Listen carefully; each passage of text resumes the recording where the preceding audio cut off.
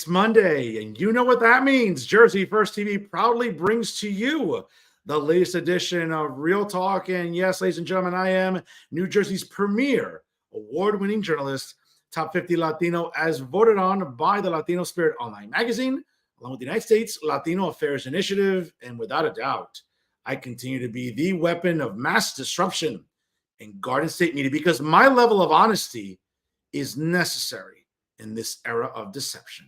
Yes, it's me, Fernando Uribe. Ladies and gentlemen, thank you so much for tuning in from wherever and however you may be doing so right now on Facebook Live via StreamYard and also on the Jersey First YouTube page, as well as on LinkedIn. Folks, a lot to talk about today. And of course, check us out on all our amazing content that we bring you on social media every single week. That's right, folks. You can check us out on Facebook. Make sure you like Real Talk with Fernando Uribe along with Jersey First. Don't forget to follow us and yours truly on Instagram and Twitter. And of course, click the subscribe button and you'll be notified about all the outstanding content brought to you every single week by Jersey First TV. Of course, whether you get your podcast on Spotify or SoundCloud, do me a favor, download it and take Jersey First TV with you anywhere at any time. And certainly, ladies and gentlemen, I cannot say enough how proud I am to be on the dream team of Garden State Media. That's right, ladies and gentlemen, it is indeed Jersey First TV. And brand new episodes of the Nader Narrative premiere every Thursday, hosted by the amazing Elizabeth Nader. And brand new episodes of Bridging the Gap with AJ Malillo and Stephen Rimbolo also premiere on Thursdays. Don't forget on Monday nights, of course, check local times and listings, as they say, for the latest edition of Real Talk with Fernando Uribe. Folks, we're educational, we're entertaining, we're also, thought-provoking, and as well, we're always advocating for the residents of New Jersey, now more than ever, folks, here in the Garden State. You can always rely on Jersey First TV. Folks, don't, again, stick around for the entire program because I have a lot to say about Tom Moran and certainly the constant nonsense that he spews with the Star Ledger and NJ.com. And as NJ.com continues to beg us for $1 every single week to subscribe to their content, why bother? Isn't there a better use of your data? I can think of many more. But folks, we'll talk about Tom Moran a little bit later. You definitely want to stick around for final thoughts. But first, ladies and gentlemen, one of the things that, again, as a conservative, we didn't have a lot to brag about in 2023, certainly across districts statewide in the legislature. Republicans, well, more the establishment Republican Party, the NJGOP, led by Chairman Bob Hugan, and the establishment there certainly dropped the ball, losing multiple legislative districts that they won only 2 years prior.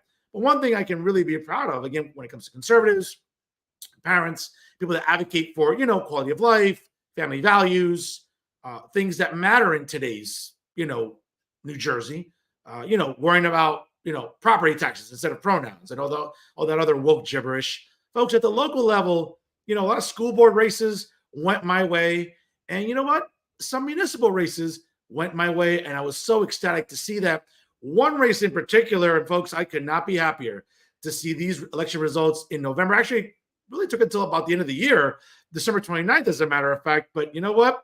She got across the finish line, and I'm so happy that she did. Folks, she is the newly elected mayor of the great township borough, of Bogota, New Jersey. Folks, she's a big fan of the show. Joining me once again here now as the mayor of the borough of Bogota, the Honorable Daniele Fede joins us here on Real Talk. Mayor, how are you? Hi, good evening. How are you? I'm good. Congratulations again, Mayor, to as they say, to the victor go the spoils. Happy to spoil you here today. A tough campaign. Right before we start again, I just want to sort of educate our audience in case they're not familiar with the wonderful borough of Bogota. It's located in Bergen County.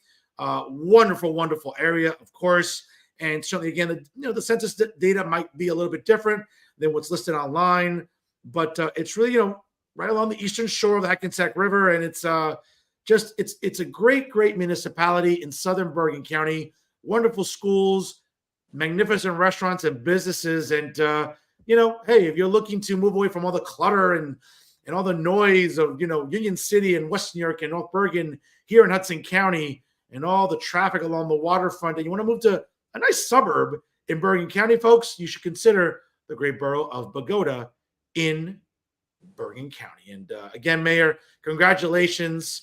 Hard-fought campaign. I mean, a margin of 6 votes you want to talk about razor thin. Tell us about the days leading up to Election Day, and certainly all the hoopla after Election Day.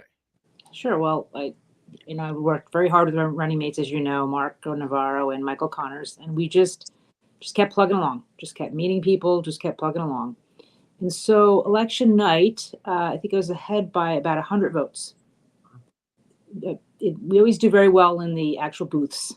The issue is the vote by mails, right? So as they came in, I think my 96 lead went to, say, 11. Wow. Maybe a little bit more than that. And then we had the provisional ballots. They were counted. And so my 11-point lead, I think, went down to about 7. And now, I don't remember when that was. Maybe December. That was in November. Okay. Then after that, my opponent asked for a recount. So we had the recount. And that was probably about a visit to court and a visit to the county. And that day, she gained 2 votes. I gained 1. So I was ahead by 6. So at that point, I guess I was certified twice, right? Certified after Election Day, and then recertified on that day. Then the opponent has, I forgot to remember, 15 or so days afterwards to challenge the election. So she filed a petition with the court to challenge the election. And that went on until about December 29th, at which time she withdrew her petition. So it was quite a very long, November 7th to December 29th, quite a long haul. All along, I was confident, and all along, I continued to prepare for the office because that's who I am and that's what was necessary. And so you were asking, before this, you asked me the crux of what the recount was about and what the challenge was about. Mainly related to their affidavits filed by voters questioning whether their votes counted, mainly in the vote by mail realm. And in fact, one affidavit was submitted by a family of 5. So there was maybe 5, 6, 7 affidavits of various parties, some 1 party, some 3, one as high as 5, saying they weren't sure their vote counted. They went on trackyourvote.com or something like that and couldn't find their vote. So so the judge found that wasn't enough to require the recount, so we had the recount. And then during the recount, we did find that there were many ballots that were either bullet voted, so there was no recorded vote for mayor. In some cases, people just voted for Board of Ed. Some cases, they voted for the top of the ticket. Some cases, they just voted for council. So we saw each one, and we saw that, yes, they truly decided not to vote for mayor at all. And then there was a couple that were completely blank. That I don't know if you're familiar with the new machine process, but it's a highly complex, multi-staged theater to have your vote counted. So the crux of the we were both very satisfied with the recount and the thoroughness of it all and the speed of it all. And then the crux of it, the challenge was, again, the same affidavits were filed. We weren't sure these people's votes were counted. And as it turns out, we both received, probably on the 27th or so of December, the actual list of who voted. And in fact, 95% of the people that signed the affidavits are vote counted. So at that point, I think once she realized that was the case, the challenge was withdrawn. Mayor, I have to ask. I mean, I don't want to sound like one of those conservatives that always questions vote by mail, but isn't it amazing sometimes you see a big vote total and then all of a sudden mysteriously vote by mail shaves that lead down? I mean, I'm just like, wow, Democrats have a way of, it seems like a repetitive pattern here, but I don't want to delve into the rabbit hole. That is a growing theme, and that's been a theme in our town for at least 3 years. Wow. And I think I liken it to the people that actually go to the polls are the people that are invested in the community and know what's going on. Yeah. But I vote by mail and I'm invested. But then there's others that vote by mail, just vote their party. They're not connected to the community. They just send in their dutifully send in their vote by mail ballot. So that's it truly is. I mean, 100 vote difference at the end election night down to a 6 vote difference at the end is truly a huge difference. And sure. That's happened that's been true of the elections at least the last 3 years that I remember. that election night, we leave, victorious, and then it slowly erodes as the vote by mails come in. Mayor, let me ask you this, because I know that while it's a municipal election, it's a nonpartisan election, as they say. I mean, you ran as a Republican, and your opponent was running as a Democrat, and also, I mean, it's unfortunate that your running mates Mike and Marco, again, shout out to them, love them, and they were great guests on the show last year, again, contributing to the great traffic that this program provides. So I'm thankful to them. But it's interesting, again, in a town like Bogota, where it's predominantly more registered Democrats, I mean, you're looking at a 6-0 deficit in the council, and you're like the Republican mayor. Again, I'm not asking for you to call out anybody on the council, but I mean, when we talk about these 6 Democrats, I mean, are these the sort of blue collar working class Democrats, or are these like the woke people that don't know how many genders there are, that never took an economics course, that failed science, that failed biology? I mean, what type of Democrats are we talking about here on the town council?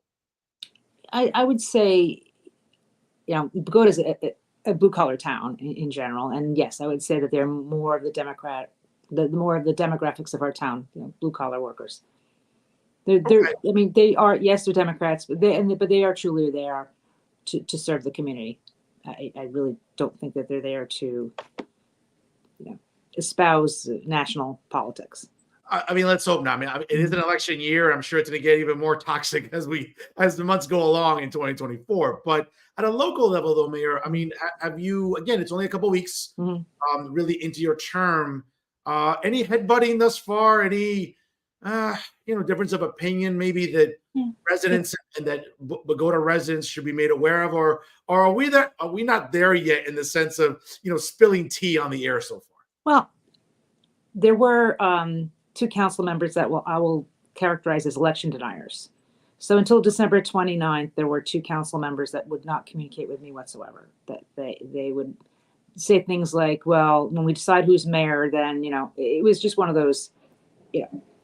So it was a little harder for me to transition from Mayor Callaman to myself, because I couldn't communicate with 2 of the council people. After that, it was fixed, and there's been pretty good communication, and at least we can agree to disagree. I mean, we're generally respectful of each other. I think there's always that, what's the motivation behind something? Sure. But all in all, we're getting along. The one thing that they didn't support me on was my selection for borough attorney. I thought we needed a change, and it wasn't supported.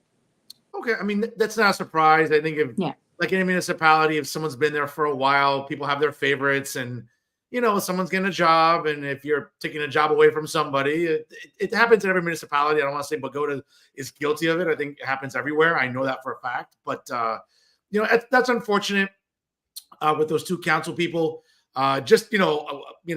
Programming note again, I better never find out who those 2 are. I might start cooking them on the air, because I don't like people like that. So again, stay off my radar, you 2, whoever you are. I'll find out eventually, but for now, you 2 better stay off my radar. But again, folks, if you're just joining us right now, it's 7:14 here on the East Coast, and my guest tonight, if you're just joining us, live here and in color, as they say, the newly elected mayor of the great borough of Bogota in Bergen County, folks. She is Miss Daniele Fede. Join us here on Real Talk.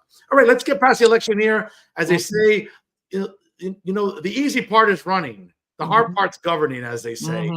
Let's get to that. Mayor, what would you really like to focus on again in the early, let's say the first 100 days of your term? Obviously, you're working with the council. Obviously, some decisions already were made. Let's say a new borough attorney. Good idea. New blood, fresh ideas. Nothing wrong with that as far as I'm concerned. But again, the next 100 days, what does it look like for Mayor Daniele Fede? So, number 1 priority is we have to hire an administrator. Our administrator resigned. Okay. Number 1 priority. And I hope to do that in the first meeting in February. Second priority is, you may have heard Mike and Marco talk about it. We don't have a recreation director. Our retired rec director came back. He wishes to go back into retirement. So we need to hire a rec director. Those things are really important. We just hired this last meeting a police officer. So that was a priority. The next month, we will be promoting, I hope to be promoting a police lieutenant and a police captain. Okay. So we've got quite a bit of movement in the police department aspect of it. So those are the immediate things that we'll be doing through February. Okay. I personally want to enhance the mayor's wellness campaign. Okay. We have, as well as our stigma-free community. So I'm very much focused on people's health and well-being.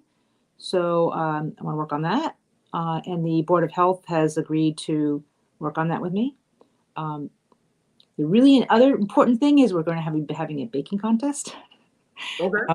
Very proud of it. We have some celebrity chefs from our town who are going to judge it. And I think that's a good community building event. I had the pleasure of giving the Girl Scouts a tour of Borough Hall and the police department. So that was fantastic. Very nice. And I also had the pleasure of attending a send-off for a resident who's going to be deployed to Iraq. And the family, called me up and asked me to come to their home this weekend and to celebrate his I don't know if you how you celebrate it, but celebrate his deployment. So already, very quickly, I've been able to get involved in these very special things. And I've been on the council for 7 of 10 years. This is just very different. Being the mayor is very different. How people react to is very different. Mayor, let me ask you this. I know you mentioned before the borough administrator resigned. Mm-hmm. Is that just along, not political lines, but because you're the new mayor, or is it just because that's just time to retire and move on to something else? Yeah, there was tension with him he's a Democrat, very well-known Democrat, okay? And the council, was 6-0 Democrat. So it's not because there's this Republican mayor. I think that he just, there was personality conflicts, and he found an opportunity in another town, and he resigned. Wow. Okay. Interesting. A little conflict there among donkeys. That's who would have thought it, right? Mm-hmm. But in any event, I remember during the summer when I first interviewed you, Mayor, and then obviously your council running mates at the time. Again, shout out to Marco and Mike. Again, big fans of the show, and I appreciate them sharing the episode tonight and all the other episodes. Recreation's a big part of what your platform was. I know you just mentioned about the desire to hire a recreation director, but I think even a bigger question is, again, within the township itself, is it possible to build or have some sort of rec building? I know that a lot of municipalities say one thing, do another, and sometimes there isn't funding. You want to be able to do that without raising taxes. Oftentimes, getting a grant from Trenton is almost impossible. What's the feasibility of an actual physical rec building, or the enhancement of one that exists already, or an expansion? What can you share with our viewers tonight and Bogota residents that, will give them sort of a sense of reassurance that, hey, recreation is not going to go by the wayside and it is going to get addressed? Right, well, it's always been a priority of mine. And as you may remember, we have approximately $3 million from a developer that built an apartment complex, and we bonded approximately $4.5 million. So I think we have $7.5 million. So we have the funds to build a center. The dispute is what size and where. Okay. My day job, I'm an environmental lawyer, so I understand entitlements, I understand permitting, I understand architectural plans. So, approximately $200,000 has been spent on plans, on approvals for the recreation center in a particular location in the park. Okay. In fact, in the last council meeting, prior to my coming in last year, they agreed to go up. Yeah. Mayor, I'm sorry. Let me just ask you, because I hear that amount, $200,000. Again, maybe this reference might get lost in our audience tonight, Right. but who's the architect? George Costanza? Yeah.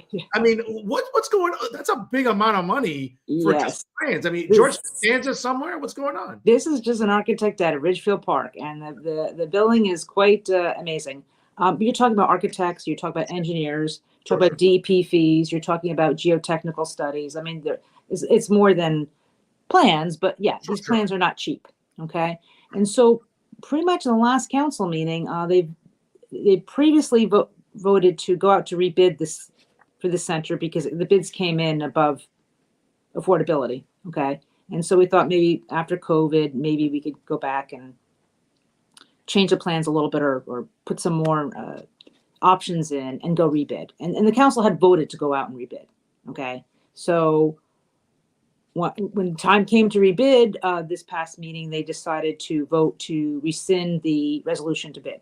So now basically it's on the, what do you call it, the cutting room floor, right? So their intention is to build it where the current center is and modify, expand, whatever. I'm all for building something, okay? It needs to be built. I agree it needs to be built with what we can afford, but this has been going on for 5 or 6 years and it just needs to, it needs to stop and it needs to move forward. And so as long as we can, we should be able to build something with $7.5 million. I was just about to say, my God, for $7.5 million, I mean, everybody should have an iPad in that building and we should have like robots, being instructors. I mean, Jesus Christ, my God, that's a lot of money. Folks, it's 7:21 here on the East Coast. If you just joined us live, my guest this evening here on the latest edition of Real Talk via Jersey First TV is the Honorable Mayor of the Borough of Bogota, New Jersey. She's Miss Daniele Fede. Join us here on the program. Mayor, also, besides, obviously, you talked about recreation on your platform. I think that one topic that without a doubt goes, I think, on people's radars very quickly, and that's property taxes. And as we all know, property tax, again, I'm not trying to teach a civics course here, folks, but in case you need one, property taxes is what funds our schools in our school districts. Yes, some aid comes from Trenton, certainly, but again, budgets are paid for and allocated per property taxes. What can you tell our residents tuning in tonight, though, Mayor, about, where do property taxes stand now? Is there a discussion with you and the 6 council members about when the budget, I'm assuming that the fiscal year is June 30th, like it is statewide, or I'm not sure, maybe it's it's a calendar year. So we're on a temporary budget. So the beginning of the year, we pass a budget for 25% of our last year's budget. So no, we pass it and say March, April. Okay. But it's a January to December budget. Got you. And again, I appreciate you educating me on that because municipalities are different. And certainly, some people go by the fiscal year, some people go by the calendar year. Yeah. Having said that, what can you tell residents about, people, listen, we're living in a really tough economy. Inflation's still through the roof. Food prices are still suffocating people. People are making decisions about paying rent or food on their table, gas in New Jersey. It's a mess. But in the borough of Bogota, can you give some residents some reassurances that maybe there's not going to be any potential property tax hikes anywhere in the near future, or is that still in deliberation or maybe not on the table? Well, I can certainly say they will go up because there was a $19 million school referendum that passed. So the average homeowner will pay between $500 to $600 and up more in taxes this year because of the school referendum. So their taxes will go up. Now, the school referendum is based on what? Again, for our audience and residents who are not aware of what it was, I think it was approximately $10 million to renovate the schools. We have they bought a Masonic temple and they want to turn it into a trade school, and then to upgrade the schools, music rooms, media rooms, just upgrades in general in the 4 schools actually. Now, is there a high school? Yes. Is there a middle school and then 2 elementary schools, or how does it work? There's 2 elementary schools, 1 middle school, and a high school. Okay. Again, for a borough of your size, that's not unrealistic. If it was more, I'd be worried about how many schools in the borough the size of Bogota. But okay, that seems like a reasonable amount. You just mentioned a media room, music rooms. What else can you tell us in the sense of what else needs to be addressed, on a school level? Is it textbooks? Is it more technology, iPads? I think it's physical plant. It's the restrooms are horrific, things like that. Okay, fair enough. Classrooms, they bought a building, they have to fit up the whole building to make it a school. It's a Masonic temple. They're turning it into a trade school. Okay. You know what?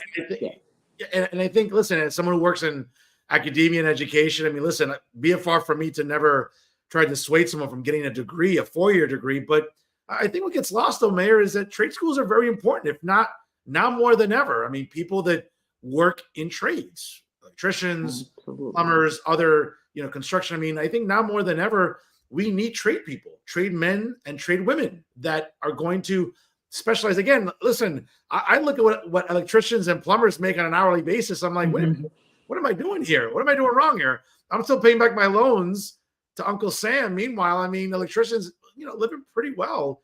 So again, folks, don't hate on trades. It's a very lucrative profession. And certainly I think if you're working in that type of industry, I think now more than ever, I think kids should get motivated or maybe encouraged, Mayor, to pursue a trade. Absolutely. I know friends that have sent their sons and daughters to college, 50, 60 grand, and then they realize it's not for them. Yeah. So if they, I think it's refrigerator repair, plumbing, electrical, there's just so much need for that. Oh, absolutely. Listen, I mean, at the end of the day, I mean, people might say, well, Fernando's, Fernando can't write me a prescription. He can maybe write me an essay or something, but, can I fix a refrigerator? Maybe YouTube will teach me, but I'd rather leave it to the professionals. You know what I'm saying? I actually saw something on the news yesterday that there's going to be a need for electric vehicle technicians, that there aren't enough people that are trained to service these electrical vehicles, right? And we have the mandate for all electric by, was it 2030? And there are. I mean, the emperor would like it by 2036. Sure. Thankfully, he'll be gone way before that. We'll see. But that's a great point. I mean, listen, we're seeing more and more electric vehicles on the road, especially in cold temperatures. I don't know what good they'll be, but that's another conversation for another day. I know as an environmental lawyer, I'm sure maybe you'll have something to say about that. But yeah, certainly. I think technicians working in that field in a growing industry where these vehicles are going to become more the norm, hopefully if they're affordable. If not, who can afford them, especially not working class people.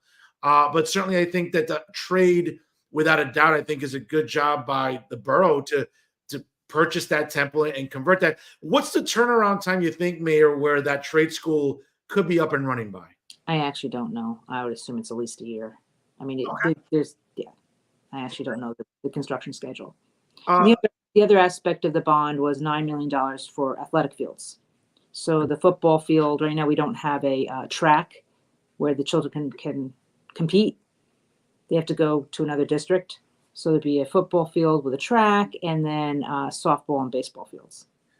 It's sad, Mayor. I mean, I've talked to individuals like coaches here in Hudson County, especially let's say in Jersey City, where ball fields and just athletic centers are just so outdated and they're not up to par, and they're going to other municipalities to have their boys and girls play sports.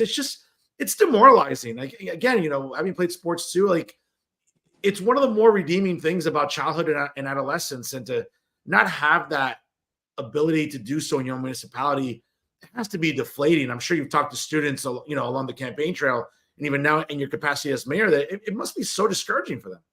Right. Well, we have that with all sports, even with rec sports. We don't have enough children, right, to play. So we're sending our, we used to have it VBO. We used to have a Bogota baseball organization. We used to play in town. I think they now play in Little Ferry, and the wrestling is in Ridgefield Park, and I think the baseball's with Saddlebrook. So I think it's shared services for sports has really been happening in our town. Yeah, these kids have to go to other towns. Sometimes because the facilities, and other times there aren't enough children to make a team. Certainly. Mayor, I know another big issue for you during the campaign trail. I'm sure it's something you want to tackle now. I know you mentioned you'll be swearing in a new police captain, a new lieutenant, another additional officer. I know quality of life is something that is high on your radar, and in a state where, I mean, again, you're an environmental lawyer, but you're an attorney. So I'll try to pick your brain here. In a state where, the emperor and his lapdog of an attorney general, don't look at criminality, I think, the same way other states do. We're seeing more and more quality of life issues really becoming a point of contention for residents. I mean, there are parts of the state, thankfully not Bogota or, parts of Bergen County or Hudson per se. Our police departments are really vigilant about this. But, you read the news wire and you're seeing, car thefts right on the premises of people's homes. Mm-hmm. Burglaries, are on the rise. And again, for the emperor, who's more concerned with, getting his wife elected to the U.S. Senate, you would think that, quality of life and addressing crime and criminality would be high on his radar. That doesn't seem to be the case. I think a lot of mayors are seeing that, this is something that cannot go ignored. And I know that in Bogota, relatively safe town from what I'm reading data wise, is that something you want to sort of continue increasing upon, maybe the hiring of more police officers, or are there some budget constraints that maybe, could prevent that in the next 2 or 3 years? Well, we did increase the line of officers, so we have the ability to hire 3. We just hired 1. So, but society is just very different now than it was. I mean, we had a home invasion in Teaneck, next town over. We've got people breaking into cars pretty much consistently. We have to put vape detectors in our high school bathrooms. I have a Ring camera, and I get the neighborhood alerts, and I'm seeing constantly, this person's at my door, that person tried my window, this person's in my backyard. It's you have to be vigilant. It's out there. And it's yes, more police on the road is going to help, but actually this neighborhood watch, the people with the Ring cameras telling everybody to look out, or the Facebook pages, it's you got to be really careful. But I don't think having 2 or 3 more police officers patrolling the streets it's helpful, but it's not going to stop the I don't know, mayhem. Yeah, the criminality. Yeah, criminality, yeah. And I always said to my friend, I said, with COVID, people weren't working and they're not earning a living. I said, where is the desperation? And I honestly think we're seeing the desperation. I think we're seeing now that people that, either lost their job or don't feel like working are the porch pirates, right? They're stealing your Amazon packages off your porch. They're breaking into cars. They figured out how to put, the code on their app to get into a particular car. And I saw recently the BMWs, right? They're taking the high-end BMWs and they're stealing them. I mean, thank God people aren't getting carjacks in Bogota, but yeah, there's some serious public safety issues. Yeah. And again, we live in a state that, again, I mean, I don't want to get on my soapbox. I mean, that's for later, but, we live in a state that, governor and the attorney general glorifies criminality. They don't take it seriously. And it trickles down into our townships. Again, obviously, with bail reform the way it is in New Jersey and New York, it's not hard to cross, the GW and go into towns like Fort Lee, to your point about Teaneck, God forbid Bogota or anywhere else where, we have these derelicts crossing the river. And even here in New Jersey, feeling that they just feel this sort of cavalier freedom to do that in these municipalities. And, again, people are becoming more vigilant. And if anything, we're seeing companies like Ring, we're seeing companies like Lorex, Nest, all these companies that are providing people technology to monitor their homes. And it's almost like, you look at that app on your phone, Mayor, and it's like, you almost feel like every few minutes, you want to check you want to check your camera, you want to check the app, you want to check the premises. And it's like, it's unfortunate to be sort of living in that sort of time where, to your point about desperation and COVID created this, but we're way past COVID already. I just think people are using this as an excuse to just be derelicts, and it's really demoralizing. And again, you see residents being vigilant. I'm just nervous about when residents are going to take matters into their own hands, and then that's when things, unfortunately, could get ugly, though, Mayor. No, you're right. I mean, from what I hear from the detectives, the gun permits in our town have skyrocketed. For the last 3 or 4 years, more people than I know have guns in their home, and that's fine. I believe that everybody should be able to own a gun, but how many of these people know how to use it? Do they know how to use it safely? That's my concern. Yeah, I mean, listen, as someone who's a proud Second Amendment practitioner and someone who believes in responsible gun ownership, I mean, again, it's not to get on a soapbox about state issues. I mean, it's more of a local conversation with you, Mayor. But again, this is where the emperor and his attorney general are tone deaf. People are seeing these quality of life issues become a problem. So when they're going to the local police departments and submitting the paperwork for a gun permit, and they wish to, have somebody in their home to protect them. I mean, again, it's a cause and effect. You have incompetence in Trenton, and it's trickling down into municipalities. What do residents do? Again, and nothing against police departments, because I am as big a supporter of law enforcement as there is. But Mayor, and I say this to friends of mine all the time. A lot of my liberal friends are like, well, you don't need weapons. Call the police. I hate to tell people, but even if you call 911 and it takes, hypothetically, 2 minutes for an officer to get to your home, Mayor, those 2 minutes could be the longest 2 minutes of your life. Mhm. You're going to make a decision about how to protect your home. And when residents, again, I'm all for it. And residents take it into their own hands. Again, not because I don't trust police. Again, police are humans. They have, between the calls for service and getting to the destination, it could be a few minutes. Someone in their home doesn't have a few minutes. They're going to take the matter into their own hands. And if they have a weapon, they're going to shoot a burglar. And again, I don't feel sorry for burglars. Shoot them. That's how I feel. But I think that we're seeing residents also get into a level of desperation of like, hey, I want to protect my home. I trust police. I want police will get to my home. But sometimes, Mayor, 2-3 minutes may not seem like a lot. It seems a lot. It seems like in an NFL game when both teams have 3 timeouts and there's 3 minutes left in the game. Yeah, that's an eternity. I think residents feel that same thing too. I would argue that's probably my hypothesis as to why gun permits are on the rise. Yeah. Oh, yeah. And I think it's something that it's not going to go away anytime soon. Folks, again, it's 7:35 here. We're about to wrap up shortly with the distinguished mayor of the borough of Bogota, New Jersey, the Honorable Daniele Fede, here joining us on the program. Mayor, again, one of the things that as we move on to municipal government, it's, again, running for office is easy. I know it sounds exhausting and laborious, which it is, but the hard part is governing. I know you have, again, 6 council members that are not, of the same party. But it would seem, though, Mayor, at a local level that there are just some things that go beyond party. Forget about being red or blue, woke, progressive, conservative, libertarian. I just think at the local level, there are just items and issues that transcend party, Mayor. And I just want to sort of get your thoughts. I mean, do you feel that same way too? Absolutely. Picking up garbage, having adequately staffed DPW, that's not a Democrat or Republican thing. Having an administrator is important. Having a clerk have all the tools that she needs to do her job. Having the police department have the bulletproof vests and things that they need. It's running a little business. And I choose to make sure it runs that way. But there are things that need to get done, and people are looking for public safety, right, and services. Are you going to come pick up my garbage? Or are you going to keep me safe? And an ambulance, right?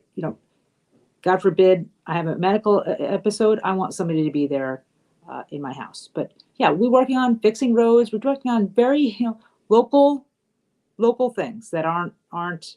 We call it the purple and green party, purple and yellow party. Sorry, the colors, because we're all humans. We're all residents, and we all really. Yes, is there political wrangling? Absolutely. Are there times when people want to pick fights when they don't really need to pick fights? It's going to happen, but most of the time,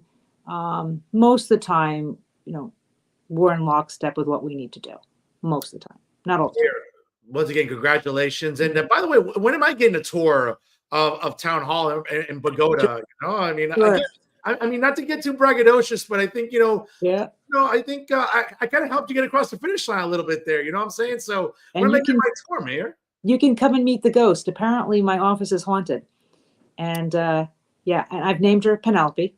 I just found out the building was a school, and the police officers tell me at night they hear like little children running upstairs. So I won't go there by myself. And Wow. this little girl peers out the window from my office. People have seen her. So Wow. I've just decided just to call her Penelope, and I'm just gonna have peace with her if I ever meet her. Okay, well, Yeah. hopefully Penelope doesn't get a vote by mail. I mean, then that's when we're going kind of crazy here, folks.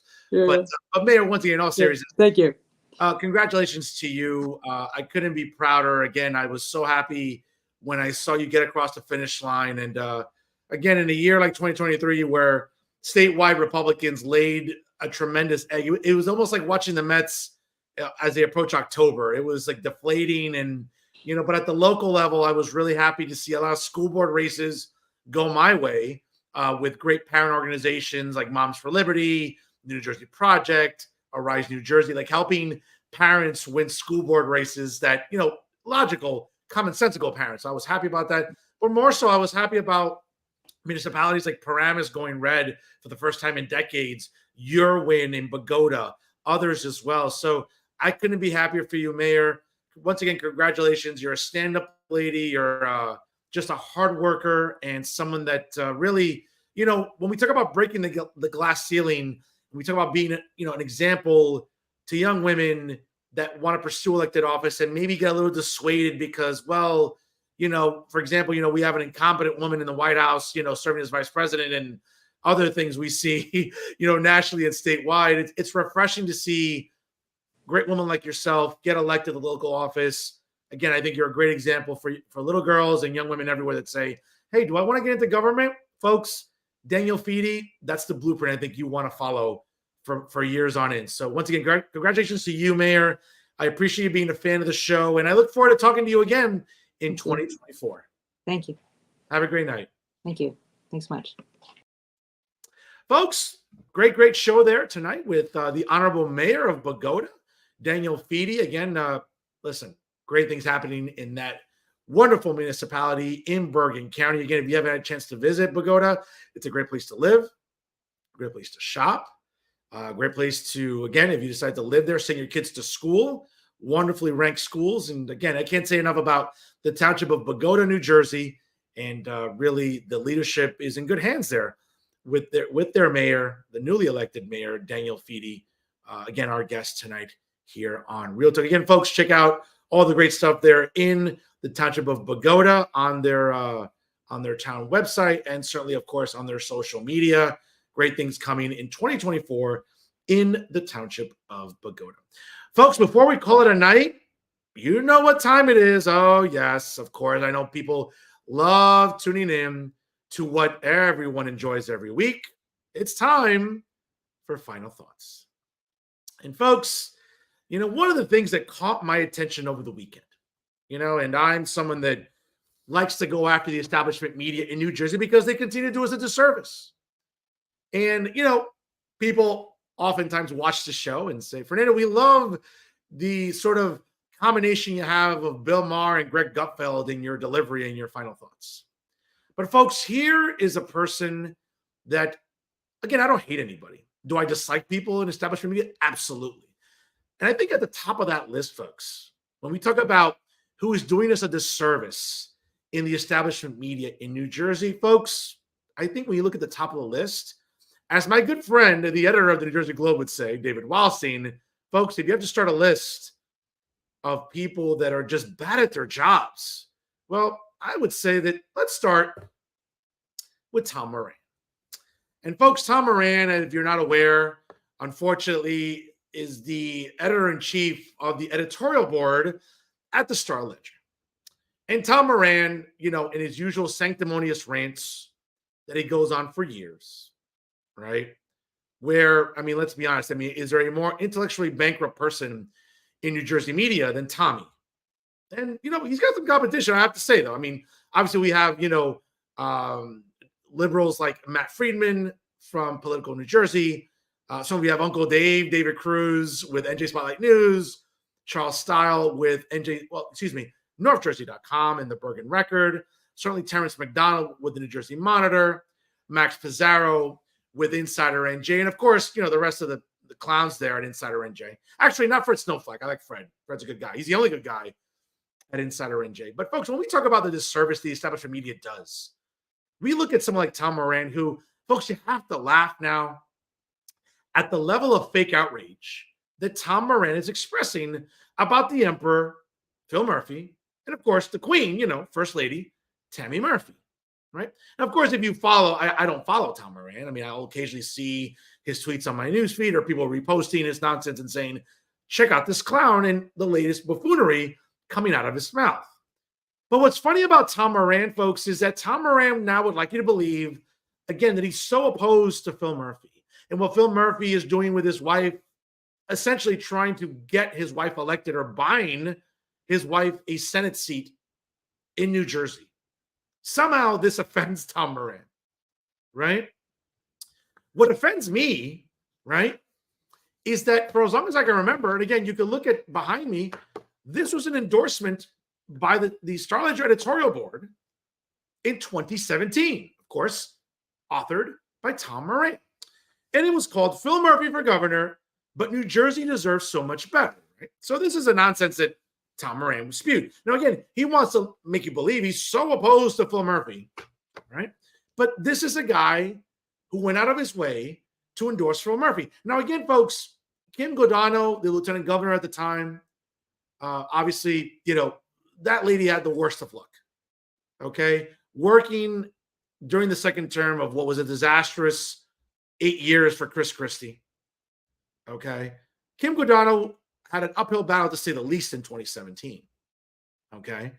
But nevertheless, if you're looking at candidates and you don't like either one, just sit this one out, Tom. The idea that you felt obligated, because again, you can't help yourself. The idea that you felt obligated to endorse the Democrat candidate for governor, who you had doubts about, and we all learned about him, right? Whether it's men mistreating women on the campaign trail, right? Hello, newsflash, Katie Brennan, Julie Brzezinski, right? Women that Phil Murphy wants nothing to do with, and neither does Tammy Murphy. More on that later. Okay. But yet still, Tom Moran would have you, but again, I'm not going to read you the entire, right? But here's how Tom Moran continues to be disingenuous. He'll say, someday, somewhere over the rainbow, New Jersey voters will have a choice between two impressive candidates for governor, but not this year. Well, that's true. Again, the clock is right twice a day also, so I'll give that to Tom Moran. But Tommy decides to say, our choice is Democrat Phil Murphy by default. His profound weaknesses, starting with his lack of political experience and his ferocious loyalty to the public worker unions, the same two weaknesses that sank former governor Johnny Dollars, John Corson. But Lieutenant Governor Kim Godano, the Republican candidate, is the worst nominee of either major party to come along in decades. That's not true because, again, he just referenced Johnny Dollars, and John Corson arguably was indeed the worst governor in the history of the state of New Jersey. And that's saying something because Chris Christie is kind of, neck and neck with John Corzine, but John Corzine definitely takes the cake, right? Her knowledge of the issues is paper thin. Well, that just wasn't true. And again, interesting that, Tom Moran said that about a Democrat woman, there would be outrage, but say it about a conservative and in one ear and out the other, right? When it comes to people with Tom Moran. She felt utterly to separate herself from the disastrous legacy of Governor Chris Christie. Well, I think she tried doing that. Also, he goes on to say, has surrendered her integrity with dishonest attacks on her opponent designed to inflame bigotry against immigrants. No, that's not true, Tom. As we've come to know, Phil Murphy wanted to make New Jersey a sanctuary state. And by the way, in 2024, how's that going, Tommy? Yeah, I think the mayor of Edison could tell you something, and the mayor of Secaucus could tell you something, right? But again, it's not being anti-immigrant. It's being pro-border security and pro-sovereignty. Again, two words that, Tom Moran struggles with. The major one he struggles with, again, it's that four-syllable word that he struggles with immensely, and that's integrity, right? More on that later, right?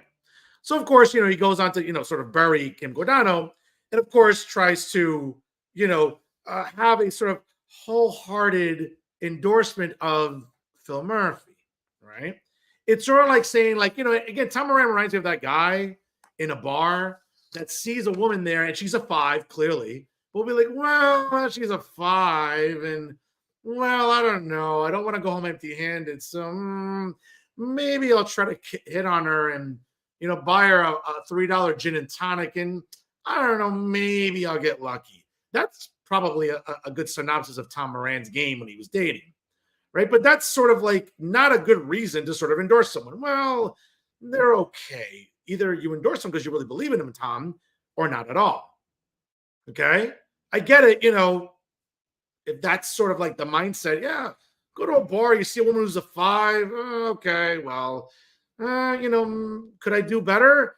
Maybe in Tom Moran's case, it's not possible. I think if you look at Tom, the best you could do was a 5, and that's being kind to Tom Moran in his youth, right? But the point is, if you don't like the candidates, don't endorse anybody. Like, where does it say that it's obligated to you to have to, endorse a candidate? Maybe sit it out. Okay. Just like, if you're at a bar and you see a woman and, she's only a 5, maybe sit this one out. Either go to a different bar or just go home and call it a night. You know what I'm saying? Like, you don't have to take every woman home that you run into at a bar or a nightclub or whatever. But it seems like Tom's more than happy to just, Phil Murphy's okay, and I guess I'll endorse him. No, Tom, have some integrity. If you don't like any of the candidates, don't just pick one for the sake of, again, showing your liberal bias. More on that later. Right? So again, of course, let's fast forward to October of 2021, 4 years later, where Tom Moran writes, vote for Murphy by default. Again, it seems like Tom can never give anyone a glowing endorsement per se. He also has to be kind of like, should I do that? I don't know. So he tries it again in 2021. All right. So, of course, Tommy decides to say, Jack Ciattarelli, the Republican candidate for governor, says he opposes mandates to wear masks or take COVID-19 vaccines, both measures that have proven effective in saving lives. Well, we all know that's not true because Dr. Fauci has spoken under oath in front of the House of Representatives in a committee in Washington was saying that social distancing didn't work and masks didn't work. And clearly folks were seeing that the vaccines didn't work either, right? But again, at the time, Tom Moran, and I get it, at the time, people who are elderly were more vulnerable to COVID. So someone like Tom Moran, who's who looks like he's 87 years old, I get it. You're concerned. And why should you be? You're in that risk category, right? But as we've all come to learn, right, and something that Tom Moran will never admit, all the hysteria about masks and vaccines was all for naught. Okay? More on that later. But it's hard to believe that Ciattarelli, along a reasonable voice in New Jersey politics, really believes in policies that would surely result in more disease and death. Well, that's just not true. Okay? But throughout this sad campaign, he's been caught in a vice. To win support of Republican voters under the spell of Donald Trump, he took extreme positions during the primary. Now he's stuck with them. That's not true. He didn't take extreme positions. But again, Tom likes to mislead you, right? He's sort of like that ex is like, oh, I promise I'll change. I promise I'll change. I'll be better. No, sometimes exes like that, no, they don't change, right? And Tom Moran won't either. So, of course, on vaccine mandates, Ciattarelli is retreating fast. But it doesn't stop there. He wants to expand the right to carry concealed guns. Well, yes, Tom, when you have the emperor and his useless attorney general, yes, useless, that's what Matt Platkin is, his lapdog, okay? Pretty much, Phil Murphy goes to the office, and when he has to, call for Matty, it's like, ruff, ruff, ruff, ruff, ruff. That's what Matty Platkin is. That's his lapdog. Matty Platkin, the attorney general, is Phil Murphy's lapdog. So whatever, Phil Murphy wants, this is Matt Platkin. Yes, Governor. Sure, Governor. May I have some more coffee, Governor? That's Matt Platkin, folks. That's the Attorney General of the state of New Jersey. So when we see quality of life deteriorating throughout the state, right, we're seeing more burglaries, car thefts. Again, because Matt Platkin is all about bail reform, because, again, we have to be on the side of criminals instead of law-abiding citizens, because that's what the left does. The left glorifies criminality, and they love to coddle criminals. Didn't we see that during the summer of 2020, where we glorified a fentanyl ingesting career criminal like George Floyd?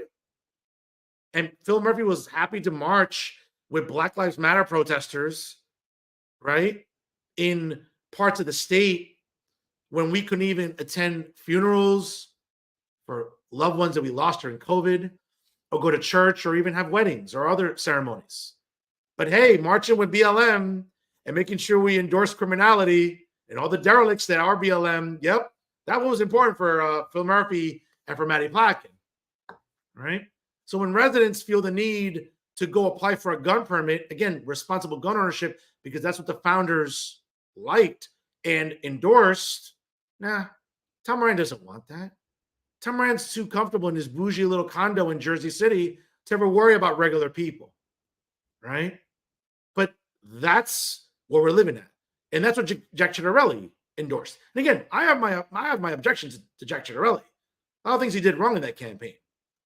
But to glorify Phil Murphy and just be like, well, by default, more on that, let's say. He would also say that, for example, he talked about, let's see here, a couple of, there's so much gibberish here. I'm just trying to look at my notes here. So, of course, Tom Moran would say, all this is a shame because Ciattarelli's a smart man with good intentions, and was once a reasonable voice in New Jersey politics. But he's twisted himself out of shape. He made the calculus that the Republican Party would not nominate the man he once was. That too, when in the Trump era, the base wanted something uglier, shallower, or meaner. No, that's not true. I mean, we want to talk about ugly, shallow, and mean. I mean, that's probably a better way to describe Tom Moran, and that's not conservatives. More on that later.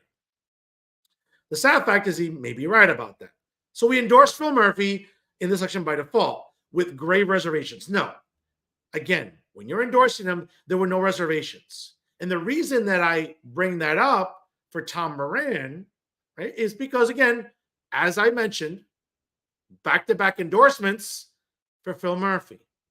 So the reason the state's in a mess, the reason that we have the highest property taxes in the country, the reason that we have a Department of Education that is more than happy to acquiesce to woke nonsense by organizations like Garden State Equality and Hudson Pride, and acquiescing to gay men in New Jersey like Jay Lassiter and Terrence McDonald, who do nothing but bitch and moan about how bad they have it as gay men in New Jersey, when New Jersey is probably the best state in the world to live in the country, if you're someone who's LGBTQ plus minus 1, 2, 3, whatever the acronym is. I can't keep track anymore.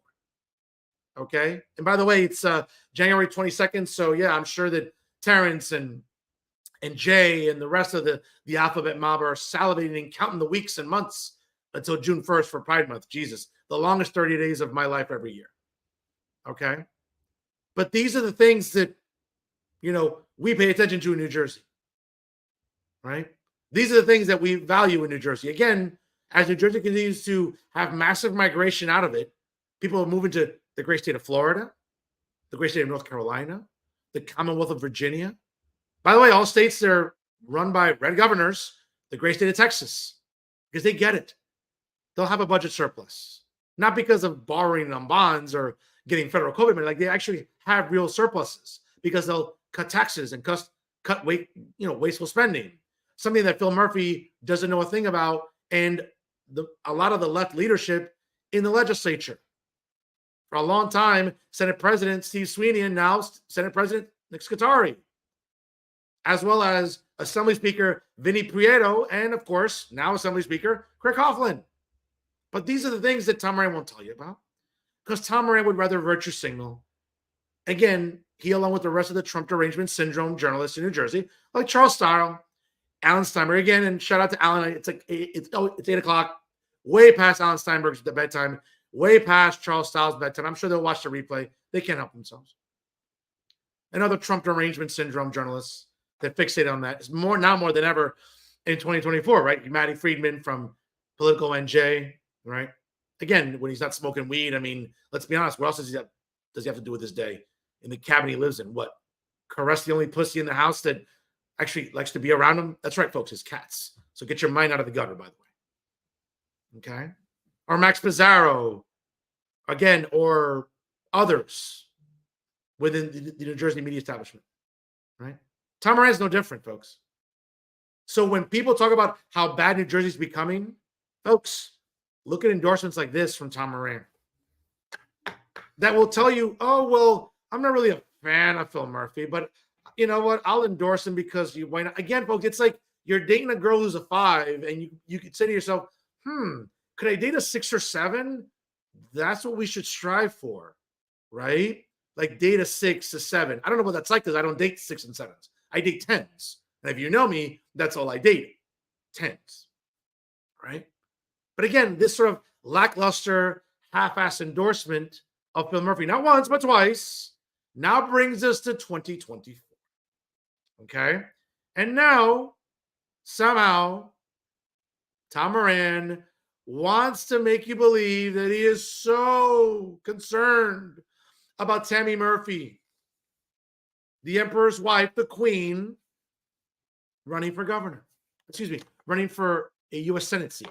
Again, that has not been vacated yet, where the sitting incumbent, Bob Menendez, has not yet made a decision. Again, he's entitled to due process, as I've said. The 45th president's entitled to due process, as he is, and Bob Menendez is entitled to due process. I know that's a big pill to swallow for a lot of people in New Jersey, especially in the establishment media, but they're entitled to due process. Okay? Just like you would want to do a process for yourself, make sure everyone else has it. So we'll see what happens with Bob Menendez, and his trial would just slated to start in May. Now, if the turnaround time can happen within the primary, which is probably less than 30 days away, we'll find out. Maybe Senator Bob Menendez will run as an independent. Maybe the trial will end sometime during the summer, early fall, and he'll decide to run as an independent. Who knows what will happen to the current senior United States Senator? Now, again, the emperor feels that he's going to use his political clout to get his wife elected. Now, of course, as I mentioned there, as you can see the tweet behind me, and I'll read it for you. Obviously, I know it's a little, far back for you to read, but I'll tell you exactly what I wrote. I wrote, you have to love how sanctimonious Tommy Boy at Tommy Moran is these days concerning the emperor and the queen. He endorsed Phil twice. It doesn't matter what the context was. This clown has no shame. But did he ever? His journalism, in quotes, is garbage. It's trash. Don't buy it. Don't buy it now that all of a sudden Tom Moran is outraged about Tammy Murphy trying to run and win a seat in the United States Senate. Because I bet you, whoever the Republican opponent is, and I don't know who it is, and again, folks, I'll go on record. I'm a big fan of Alex Saddam, former News 12 anchor, okay, and host of Power and Politics, great show, and I love Alex and look forward to talking to him during this primary season on the show. Again, a lot of great candidates. Greg Melee also running, a few others. I believe Melinda Chattarelli is looking to throw her name into the ring. We'll see. I don't know. Again, I'll go on record right now. I'm a big Alex Saddam fan. I'd like to see Alex Saddam be the nominee. A guy who's a journalist, a guy who actually tried holding Phil Murphy accountable during COVID, during the disaster that was COVID in the state of New Jersey, right? Was anybody else in the liberal media trying to hold Phil Murphy accountable? Of course not. Tom Moran wasn't. But you know who was? Alex Saddam. Right? He's hung up his journalist hat.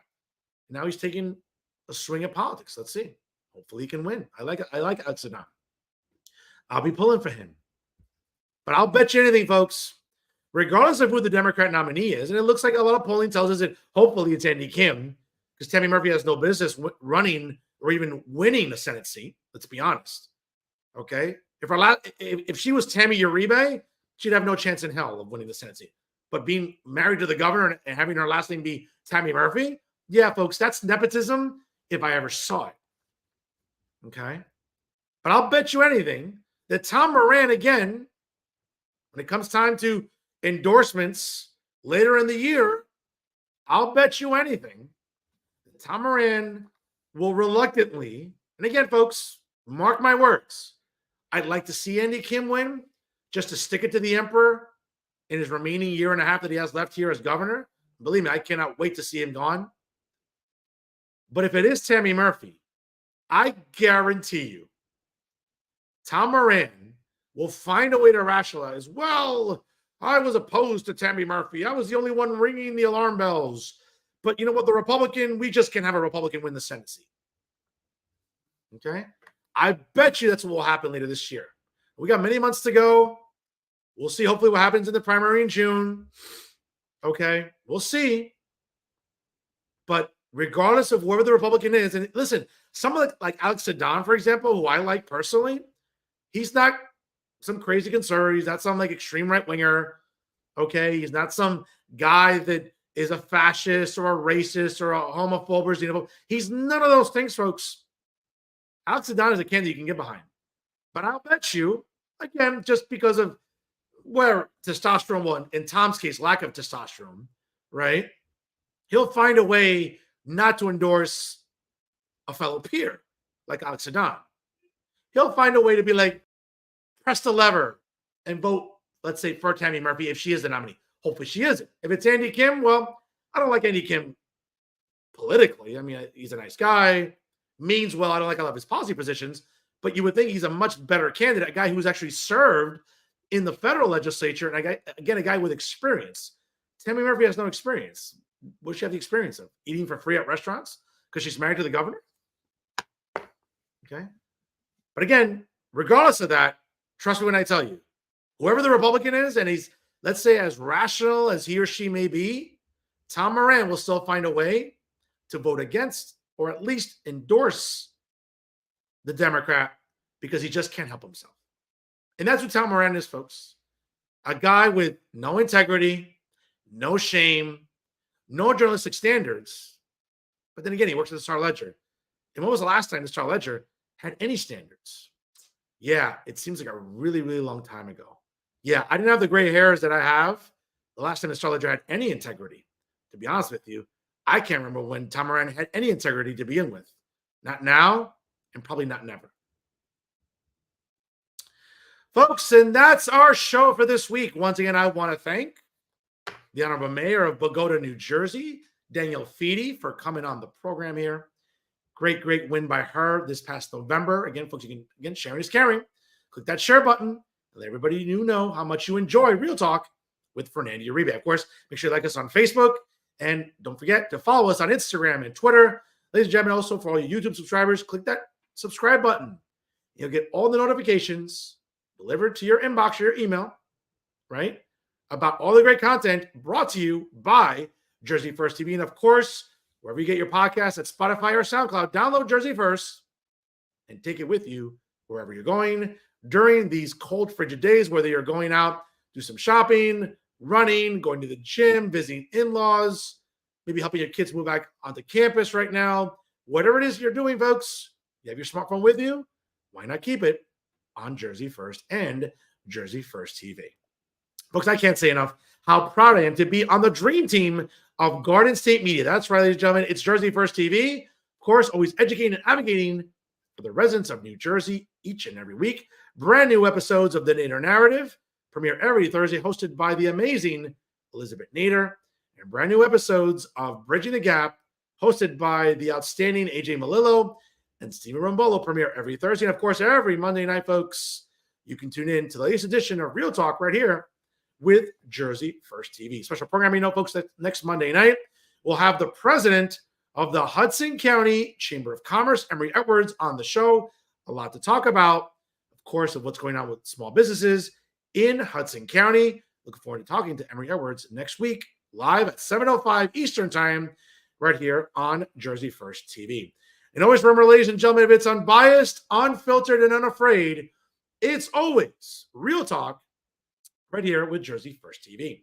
I am New Jersey's premier award-winning journalist, Top 50 Latino, as voted on by the Latino Spirit online magazine, along with the United States Latino Affairs Initiative, and certainly, without a doubt, I continue to be the weapon of mass disruption in Garden State media, because my level of honesty is necessary in this era of deception. That's right, ladies and gentlemen. It's Fernando Uribe saying so long. Enjoy the rest of your week. Folks, hopefully it gets a little bit warmer. Again, spring is less than 50 days away, and I'm looking forward to some warmer weather, wearing cargo shorts, my ankle socks, maybe some sandals, and a lot of my very politically humorous T-shirts, as well as everything else I like to rock during the warmer weather. I'll get here soon enough, folks, so let's stay warm. Look after your elderly neighbors. Look after children. Again, folks, let's stay warm during these frigid days here in 2024. And we'll see you next week here on Real Talk via Jersey First TV. I'm Fernando Uribe. Enjoy yourselves, folks. Please party responsibly. And always remember, if you can be good, be bad, baby. And thanks for stopping by.